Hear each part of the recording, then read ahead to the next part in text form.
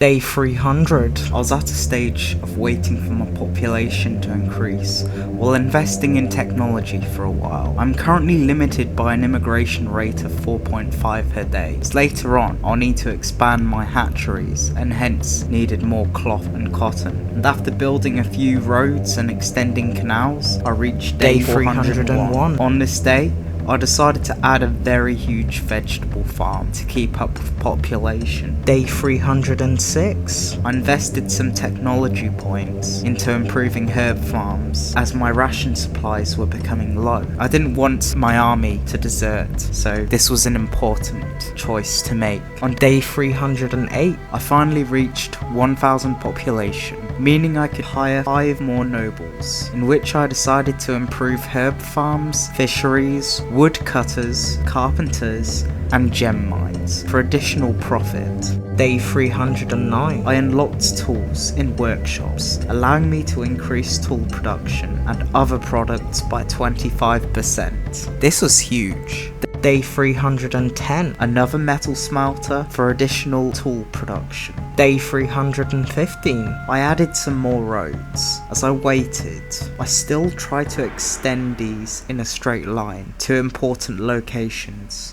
On the same day, I added another hatchery to boost population growth further. As you can see, I have 100% happiness, but again, I'm limited by the immigration rate. Day 316. I unlock and build the hospital. The physician was only 200 knowledge points, but I would need to increase my leather supply to unlock this. Day 317. A localized warehouse to store fish, paper, and cloth. I also added a fishery next to this as well, and reclaimed some land from the ocean. Day 321. It was a good time to build an Amevian hatchery, despite having 23 missing workers. Oh well. Day 322. Since hospitals could use opium in treatment, I decided to kill 2 birds with 1 stone, and designated a nature reserve to forage the naturally spawning opium every single year. Although this was a small amount, this would be enough to boost hospital efficiency.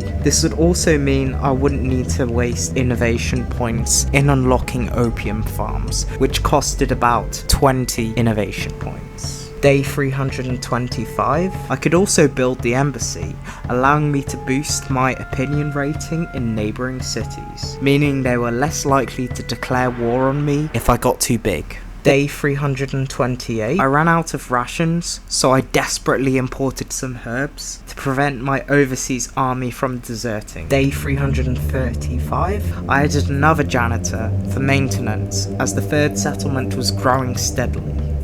The next day, I had some workers to start 2 new cow pastures for more leather. Day 338. A cotton farm to supply future weavers in a new settlement, in which I built a smaller weaver to start with, as well as another road. Day 328, I added another road.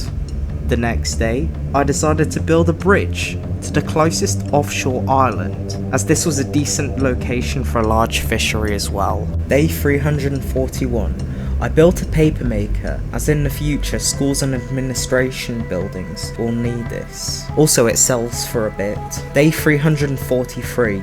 Another cow pasture. Day 345. I noticed that one of my regions reached 300 population, meaning that I could upgrade this to tax additional resources. Resources I didn't need to mine or harvest anymore. Problem solved back home, I guess.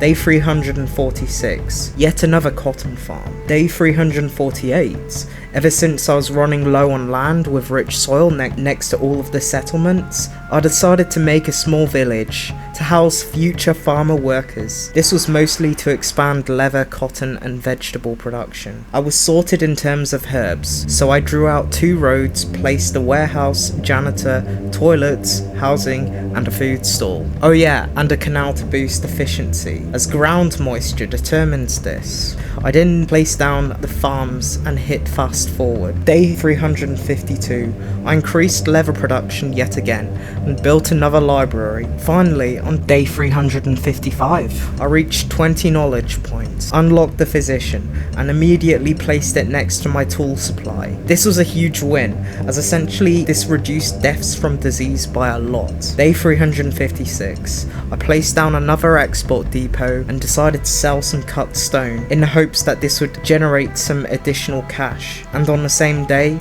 yet another physician, just in case the last one didn't do its job. On day 358, I noticed my tools were running low and decided to fix this by adding a smithy, a metal smelter, and another smithy for longswords, as they were an upgrade from warhammers and could make my troops back home way stronger. Day 361, I noticed the fourth village was complete and added the essentials into its warehouse. The next day, on day 362, I received a message where one of my regions didn't want to provide me with as many herbs anymore. So to avoid an exodus of people from that region, further downgrading it, I was forced to comply with their demands, unfortunately. Bloody unionists. Day 363, another cotton farm and a fishery. Day 368, another weaver was added. Day 369, nice, another road. Day 370, I had noticed that my embassy was up and running and decided to flatter one of my neighbours in the hopes that he could give up one of his regions for free. This would take time, however. Day 371, some more houses. And on day 373, as with tradition, I would invade a territory. So this time I hired some archers, as they were available in the mercenary category in a kite tactic.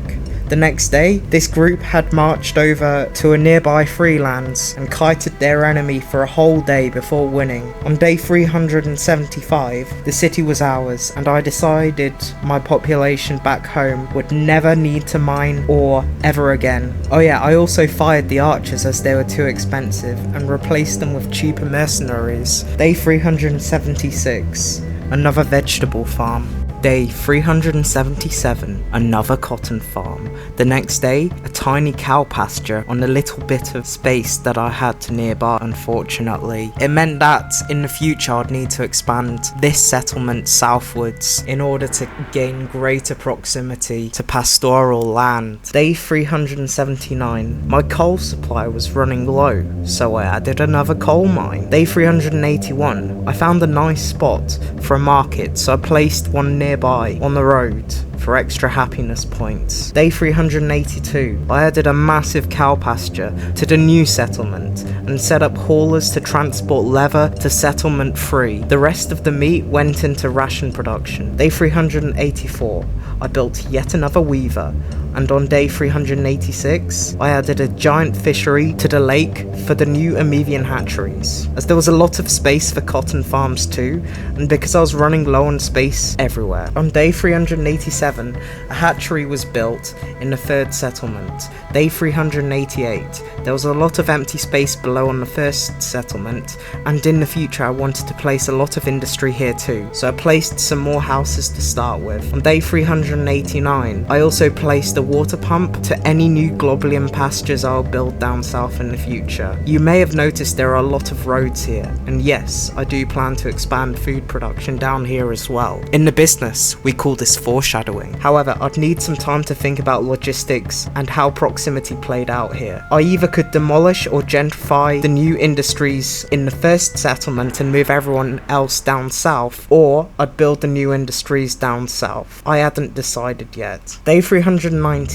a large warehouse for storing eggs, fish, and maybe leather. Day 392, I decided to add some trees to make the place look nice, as I had ample time to kill. Day 394, some more housing and a lab. And after a few days of waiting and adding some more decorations, on day 399, I let some more immigrants in while waiting. In the next episode, I aim to expand settlement 1 and 3 southwards to gain greater access to more farmland and pastoral land. I also want to get to a point where I have hundreds of available workers, not relying on trade or mercenaries, as these were quite limited by the amount of money I could make through trade, and Amevians, they're not really that good inside of workshops.